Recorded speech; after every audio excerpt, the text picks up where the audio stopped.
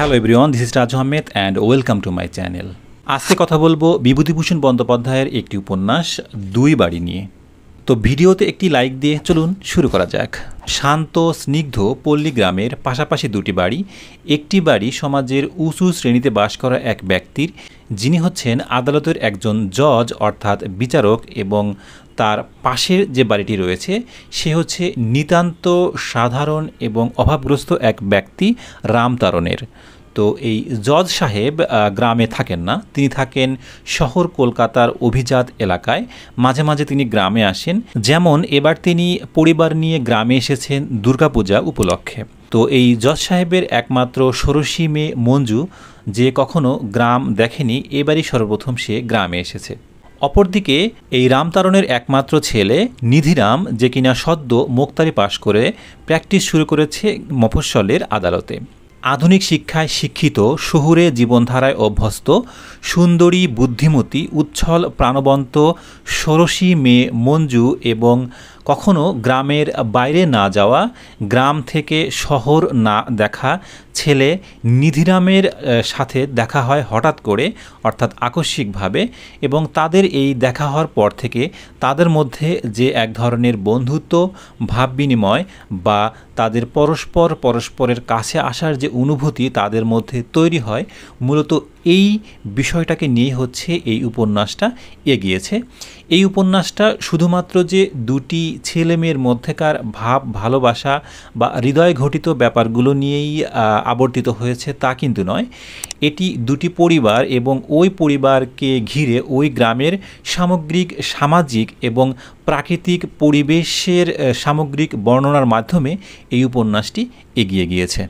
মানুষের জীবন যে কত বিচিত্র, নিয়তি নামক অদৃশ্য শক্তির বাঁধনে মানুষ তার জীবন থেকে কত রকমের আনন্দ থেকে যে বঞ্চিত হয়, এই উপন্যাসটি তার একটি প্রকৃত উদাহরণ।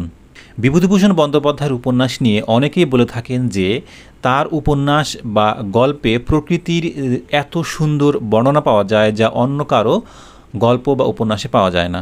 তবে আমার মনে হয় যে তার গল্পে প্রকৃতির বর্ণনার চাইতেও যে বিষয়টা সবচেয়ে বেশি আকর্ষণীয় সেটি হচ্ছে মানুষ। অর্থাৎ বিভূতিভূষণ বন্দ্যোপাধ্যায়ের প্রতিটি উপন্যাস বা গল্পের যে চরিত্রগুলো সেগুলো আমাদের কাছে এতটাই আপন মনে হয় এবং এতটাই পরিচিত মনে হয় যে আমরা সেই গল্প বা কাহিনীগুলো পড়ি, মুগ্ধ হই, কিন্তু কখনোই অবাক হই না। কারণ আমাদের কাছে মনে হয় এই চরিত্রগুলো আমরা চিনি, এদেরকে আমরা জানি, এরা হচ্ছে আমাদেরই কোনো প্রতিবেশী বা পরিচিত কেউ।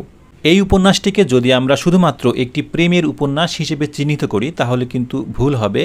এই উপন্যাসটি শুধুমাত্র একটি প্রেমের উপন্যাস নয়, এই উপন্যাসটি শুধুমাত্র দুটি নরনারীর মধ্যেকার হৃদয়গঠিত ব্যাপারগুলোই শুধু বর্ণনা করেনি। এই উপন্যাসটি হচ্ছে তৎকালীন বাংলাদেশের গ্রামীণ সমাজের একটি বাস্তব চালচিত্র।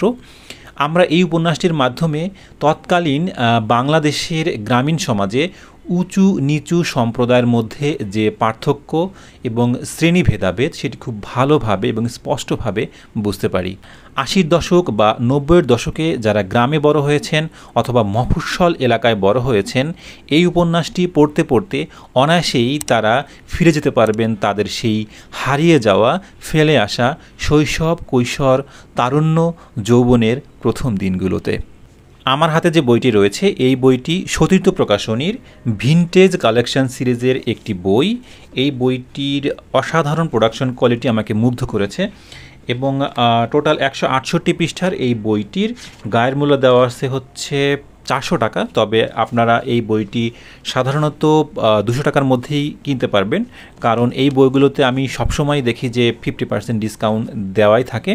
তো পড়তে চাইলে যে কোনো অনলাইন বুক শপ থেকে সহজেই আপনারা এটি অর্ডার করে পড়ে ফেলতে পারেন।